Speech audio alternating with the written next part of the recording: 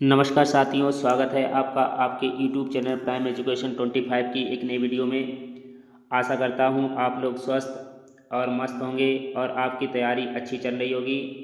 आज हम लोग हिंदी के बहुत ही इम्पोर्टेंट टॉपिक पर्यावरण और विलोम शब्द से कुछ महत्वपूर्ण प्रश्नों को इस वीडियो के माध्यम से आपके सामने लेके आया हूँ।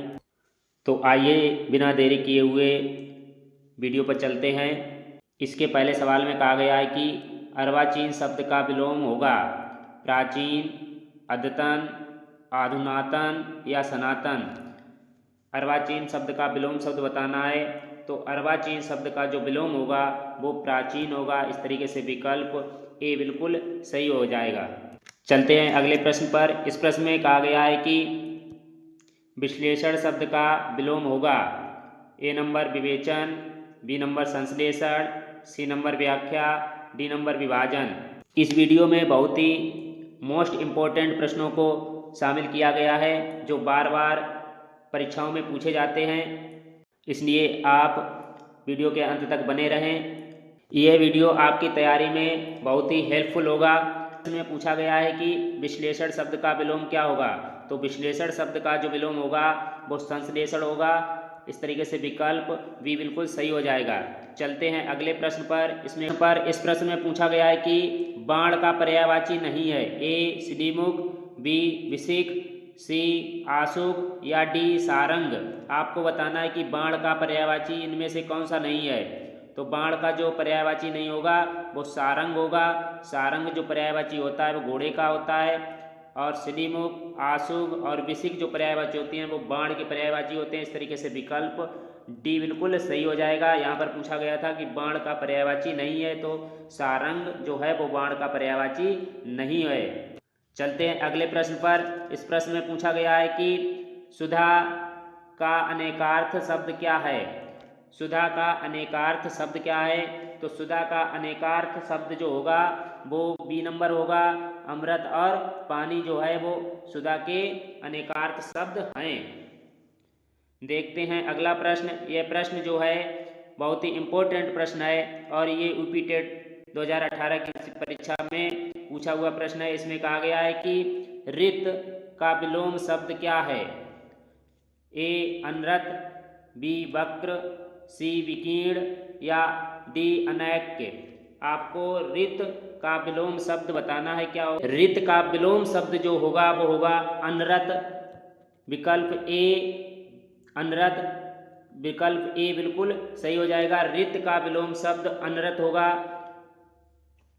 चलते हैं अगले प्रश्न की ओर। में पूछा गया है कि सुमेल कीजिए तलवार, टेढ़ा, तरु और पटु, और इस तरफ हैं ए नंबर वृक्ष, बी नंबर प्रवीण, सी नंबर वक्र और डी नंबर कृपाण। इनको मिलाना है आपस में सही तरीके से। तो तलवार जो होती है वो कृपाण, टेढ़ा जो होता है वो वक्र, तरु जो होता है वो वृक्ष को कहते हैं, और पटु जो होता है वो प्रवीण होता है। इस तरीके से विकल्प ए बिल्कुल सही हो जाएगा। आइए चलते हैं अगले प्रश्न की ओर। इस प्रश्न में कहा गया है कि परिसीमन का विलोम है। परिसीमन का विलोम बताना है। A number ससीम, B number निर्सीमन, C number असीमन या डी नंबर ससीमन। आपको परिसीमन का विलोम बताना है और यह प्रश्न 2017 की परीक्षा से लिया हुआ प्रश्न है कि परिसीमन का विलोम क्या होगा। तो परिसीमन का विलोम जो होगा वो असीमन होगा। इस तरीके से विकल्प सी बिल्कुल सही हो जाएगा। चलते हैं अगले प्रश्न की ओर। इस प्रश्न में पूछा गया है कि निम्नलिखित में से कौन सा शब्द कमल का पर्यायवाची नहीं है। तो कमल का पर्यायवाची नहीं है उसको बताना है। A number Saroj, B number Arvind, C number Salil या डी नंबर पंकज। 2011 की परीक्षा से लिया हुआ प्रश्न है यूपी टेट के। आपको बताना है कि पंकज का इसमें पर्यायवाची कौन सा नहीं है। तो पंकज का पर्यायवाची जो नहीं होगा वो सलील नहीं होगा। इस तरीके से विकल्प जो सी बिल्कुल सही हो जाएगा। पंकज के पर्यायवाची सरोज, पंकज, अरविंद ये सभी होते हैं, लेकिन सलील जो होता है वो पंकज का पर्यायवाची नहीं होता है। इस तरीके विकल्प सी बिल्कुल सही हो जाएगा। चलते हैं अगले प्रश्न की ओर। इस प्रश्न में पूछा गया है कि निषेध का विलोम है। A number Vidhi, B number स्वीकृत, सी नंबर निश्चित या डी नंबर स्वीकार। बिहार टेट 2011 की परीक्षा से निकला प्रश्न है ये कि निषेध का विलोम बताना है। तो निषेध का जो विलोम होता है वो विधि होता है। इस तरीके से विकल्प ए बिल्कुल सही हो जाएगा। चलते हैं अगले प्रश्न की ओर। इसमें कहा गया है कि पाश्चात्य का विपरीतार्थ शब्द बताइए। कौन सा होगा पाश्चात्य का विलोम शब्द पूछा गया है। पौवार्त या पूवार्त या पौरवार्त या पूर्वार्त। आपको पाश्चात्य का विलोम बताना है। तो इसमें जो होगा वो पौवार्त विकल्प ए होगा। पाश्चात्य का विलोम पौवार्त होगा, विकल्प ए इस तरीके से सही हो जाएगा। आइए चलते हैं अगले प्रश्न की ओर। इसमें कहा गया है कि ऋजुता का सही विलोम है। ए टेढ़ापन, बी वक्रता, सी बांकापन या डी तिरछापन। उत्तराखंड टेट 2016 की परीक्षा से निकला हुआ प्रश्न है। बहुत ही इंपॉर्टेंट प्रश्न है कि ऋजुता का सही विलोम क्या होगा। तो ऋजुता का सही विलोम जो होगा वो वक्रता होगा। इस तरीके से विकल्प बी बिल्कुल सही हो जाएगा। अगले प्रश्न में कहा गया है कि निर्बल का विलोम शब्द है। सुदृढ़, बी नंबर सबल, सी नंबर बाहु या डी नंबर समुन्त। तो आपको निर्बल का विलोम शब्द बताना है क्या होगा। तो निर्बल का जो विलोम होगा वो सबल होगा। निर्बल का विलोम सबल होता है। इस तरीके से विकल्प बी बिल्कुल सही हो जाएगा। चलते हैं अगले प्रश्न की ओर। इस प्रश्न में पूछा गया है कि स्थावर का विलोम क्या है। बहुत ही इंपॉर्टेंट प्रश्न है ये कि स्थावर का विलोम क्या होगा। ए जंगल, बी संपत्ति या सी जंगम या डी स्थापना। ये लगभग हर परीक्षा में पूछा जाने वाला प्रश्न है कि स्थावर का विलोम क्या होगा।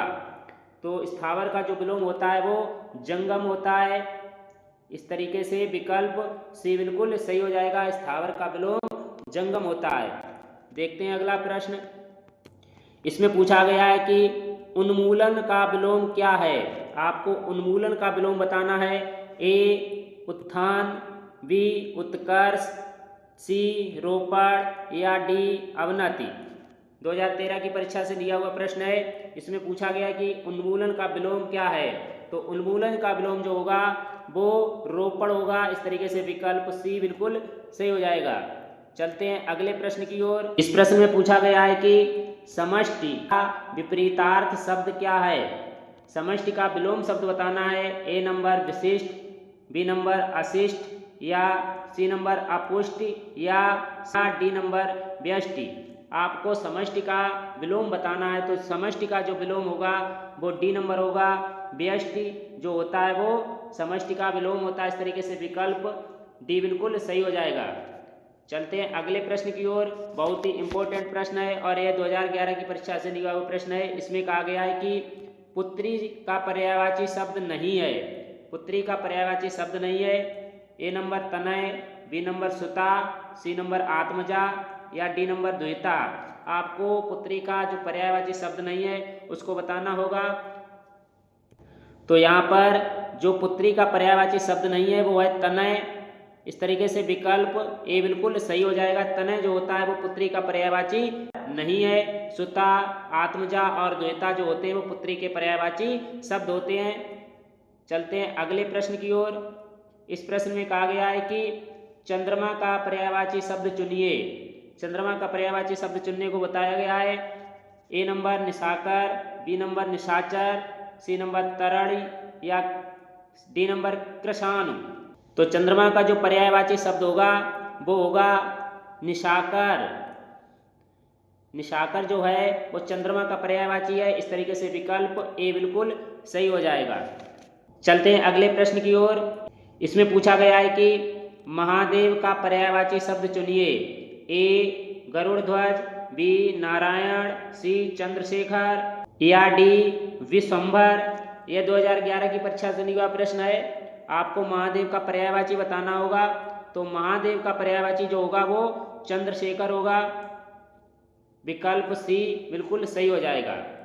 चलते हैं अगले प्रश्न की ओर।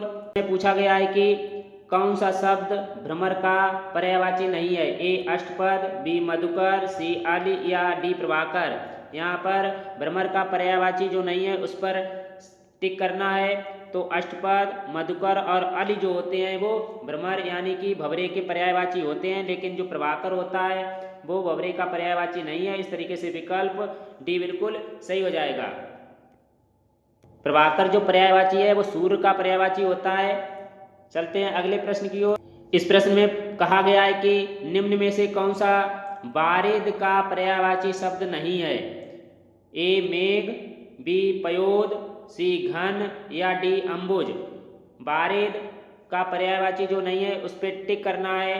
तो बारिद का जो पर्यायवाची नहीं होगा वो होगा अम्बुज। अम्बुज मतलब होता है कमल, ये कमल का पर्यायवाची होता है। और बाद बाकी जो मेघ, पयोद और जल जो हैं वो बारिद यानी कि बादल के पर्यायवाची हैं। चलते हैं अगले प्रश्न की ओर। इस प्रश्न में कहा गया है कि अश्व का पर्यायवाची शब्द निम्न में से कौन सा नहीं है? ए घोड़ा, बी घोटक, सी कटक या डी है। यूपी टेट 2014 की परीक्षा से हुआ प्रश्न है। इसमें अश्व का जो पर्यायवाची नहीं है उस पर टिक करना है। तो अश्व का जो पर्यायवाची नहीं होगा वो होगा कटक। इस तरीके से विकल्प सी बिल्कुल सही हो जाएगा। अश्व मतलब घोड़ा, अश्व का पर्यायवाची घोड़ा भी होता है, घोटक भी होता है भी होता है और तुरंग भी होता है। कटक जो होता है वो अश्व का पर्यायवाची नहीं है। चलते हैं अगले प्रश्न की ओर। इस प्रश्न में कहा गया है कि निम्न में से हाथी का पर्याय है? कुरंग, बी नंबर कुंजर, सी नंबर कलहंस या डी नंबर केहरी। यहाँ पर हाथी का पर्यायवाची बताना है। तो हाथी का पर्यायवाची जो होगा वो कुंजर होगा। इस तरीके से विकल्प बी बिल्कुल सही हो जाएगा। अगला प्रश्न देखते हैं। इस प्रश्न में कहा गया है कि कौन सा शब्द कमल का पर्यायवाची नहीं है? कमल का पर्यायवाची नहीं है। ए जलज, बी अम्बुज, सी मनसिज या डी पंकज। यहाँ पर कमल का पर्यायवाची जो नहीं है उसको टिक करना है। तो कमल का पर्यायवाची जो नहीं होगा वो होगा मनसिज, और जलज, अम्बुज और पंकज जो हैं वो कमल के पर्यायवाची होते हैं। इस तरीके से विकल्प जो सी बिल्कुल सही हो जाएगा। देखते हैं अगला प्रश्न। इस प्रश्न में पूछा गया है कि धूसर शब्द का पर्याय है? ए अश्व, बी मेघ, सी गर्दभ या डी अजाह। तो धूसर का जो पर्यायवाची होगा वो होगा विकल्प सी गर्दभ। गर्दभ मतलब गधा। इस तरीके से बिल्कुल सी विकल्प बिल्कुल सही हो जाएगा। बहुत ही इंपॉर्टेंट प्रश्न है। इसमें पूछा गया है कि निमेष शब्द का पर्याय है? ए प्रकाश, बी छिद्र, सी पूर्ण या डी क्षण। तो यहाँ पर निमेष शब्द का पर्याय जो होगा वो होगा डी क्षण। क्षण जो होगा वो निमेष का पर्याय होगा। चलते हैं अगले प्रश्न की ओर। इस प्रश्न में कहा गया है कि कालिंदी का पर्यायवाची क्या है? ए सरस्वती, बी लक्ष्मी, सी गंगा या डी यमुना। 2018 की परीक्षा से हुआ प्रश्न है कि कालिंदी का पर्यायवाची क्या है? तो कालिंदी का जो पर्यायवाची होगा वो यमुना होगा। विकल्प डी बिल्कुल सही हो जाएगा। कहा गया है कि तरुणी का पर्यायवाची शब्द है? ए सूर्य, बी नाम, सी युवती या डी नदी। 2013 की परीक्षा से हुआ प्रश्न है ये। इसमें तरुणी का पर्यायवाची शब्द बताना है। तो तरुणी का जो पर्यायवाची शब्द होगा वो सूर्य होगा। सूर्य को तरुणी भी कहा जाता है। इस तरीके से विकल्प ए बिल्कुल सही हो जाएगा। चलते हैं अगले प्रश्न की ओर। इस प्रश्न में कहा गया है कि जनार्दन किसका पर्यायवाची शब्द है? ए राम, बी कृष्ण, सी विष्णु या डी ब्रह्मा। हरियाणा टेट 2015 की परीक्षा से हुआ प्रश्न है। जनार्दन का पर्यायवाची शब्द बताना है। किनको कहा जाता है? तो जनार्दन जो पर्यायवाची शब्द है वो विष्णु का पर्यायवाची शब्द है। इस तरीके से विकल्प सी बिल्कुल सही हो जाएगा। चलते हैं अगले प्रश्न की ओर। इसमें कहा गया है कि वनिता का प्रयोग किस अर्थ में होता है? ए जंगल, बी स्त्री, सी पुस्तक या डी व्यवसायी। यूपी टेट 2018 की परीक्षा से लिया हुआ प्रश्न है ये कि वनिता का प्रयोग किस अर्थ में होता है? जंगल, स्त्री, पुस्तक या व्यवसायी। तो वनिता का प्रयोग जो होता है वो स्त्री के रूप अर्थ में होता है। इस तरीके से विकल्प बी बिल्कुल सही हो जाएगा। आशा करता हूँ ये वीडियो आपको पसंद आया होगा। वीडियो पसंद आया तो लाइक, सब्सक्राइब, शेयर करना ना भूलें। धन्यवाद।